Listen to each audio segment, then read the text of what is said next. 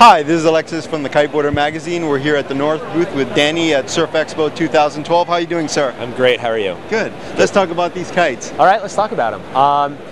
Well, 2013 is it's just a continued refinement. We have no new kites in the lineup. The Rebel is back. That's our best seller. It's still a 5-line kite. And the most important thing about it is that it is still a Rebel. It feels like a Rebel, it flies like a Rebel. Pulls like a Rebel, it jumps like a Rebel. Everything is Rebel. But as they do every year, there's small refinements. One of the things they did to all the kites this year is a lot of work on the struts. They made them really thick up by the leading edge to give you a lot of support right at the leading edge.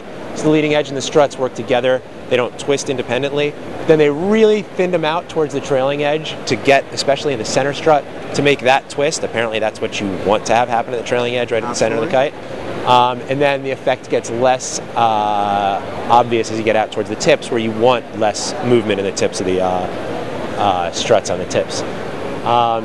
One of the other things we've done is we've really worked on refining the construction details. You can see these yellow patches all along the Evo right there and along the Rebel.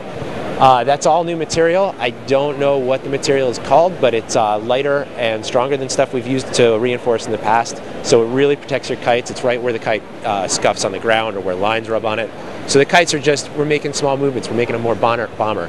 That scalloping you can see along the trailing edge where you go from one material to the other helps spread out the load along there, so you get different materials stretched differently and you get high impacts. You can cause problems right where that connect. Tear points, and this helps just distribute the load a little better. Very nice. And also so the material won't stretch and you have that buckling in the canvas. Right.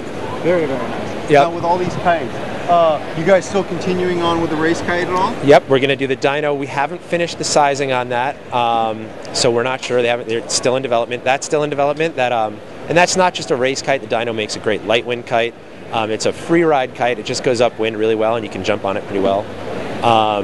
The fuse will also be back this winter.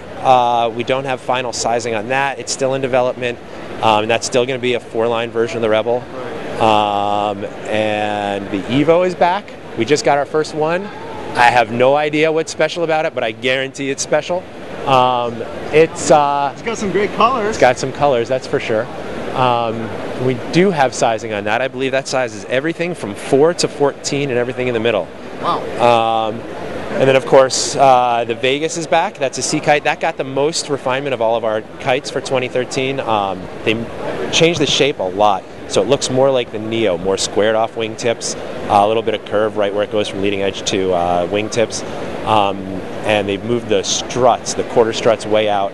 I haven't had a chance to ride it, but I've heard from the team guys that it's really awesome. But they're paid to say it's really awesome, so I'm really excited to give it a shot. I thought I saw Tom riding one. Tom was making it look good. He was making it look good up in Hood River. Yeah, he was. Effortless. Yeah, and then the Rebel, of course, is back, and that's our free ride, our most popular free ride kite. That's it's back in every size from 5 to 14. Very, very nice. Now let's talk about this bar you have over here. All right, let's talk about the bar. So we've had the same bars since 2010. A lot of what we added in 2010 has been adopted by a lot of other companies out there. It was a pretty cutting-edge bar. A lot of those things that we've done to a bar came back for 2013. So this is our first big redesign.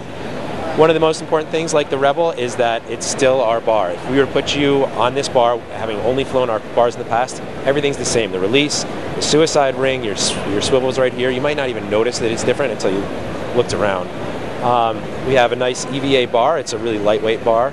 Nice EVA integrated floats. What that's supposed to do is, one of the problems you can have when you're kiting is the lines can wrap around like this, especially when you're relaunching the kite or doing some crazy freestyle move.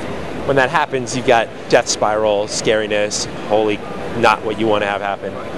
So we integrated these like this, allowing the bar floater to bend down like that to wrap up your lines, but it's less likely to bend this way and wrap your lines around the bar while you're kiting. Same D-power as last year? Same D-power as last year, but what we did was we made this shorter, and we made this hole a little smaller. So there was a ball on the bar last year, and with that ball and the larger cleat, you had like this much room taken up that you couldn't use for depowering. We've added 10% of more depower area to our throw just by changing this little setup. This cleat is super tight. Also with this cleat, you've got the line, this 5th line running through the cleat, so it's less likely to get tangled when you got the D-Power pulled.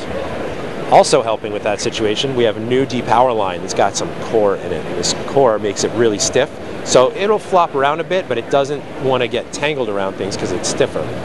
We've also got a larger area of Velcro, so you can Velcro it up there when you pull the D-Power. Because this hole is smaller, we've added a sacrificial insert here. It's a plastic that will degrade before the lines. That's really easy to replace with this little nugget right there. Yep. The bar looks really, really clean. I see you've got this whole system is still the same iron heart. We've actually changed this from metal to plastic so it won't rust up on you. There was a U-pin that we used to use to secure it. You'd have to bang on it to open it up, and now it's just a simple screw system. To switch this kite from outside settings to inside settings, we have one bar for all of our kites like we've always done. So when you want a small kite, you can just switch this. If you want to slow down your kites, you can just pull this out, flip it around, click it back in, you're ready to go. There's no load on this, so you can actually do that while you're flying. You do a downwinder on the surf, get in, you want to do some freestyle, you can flip it around while you're riding. Switch on the go. Switch it on the go. That's awesome. Then if you want to get in there and adjust your lines, tune it if you start getting stretch, get in under here, pop this guy open, and this is where you do all your adjustment. The knots are right there. You can switch it to another knot, stuff these back in.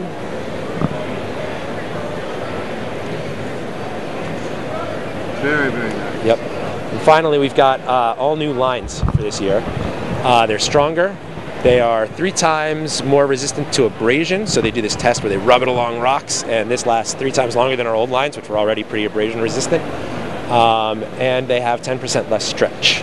Very, very nice. So, if they want to find out more information about the bar and all the rest of the kites, where can they go? They can go to northkites.com, or they can go see their local dealer. Well, thank you so much, Danny. Thank you very much.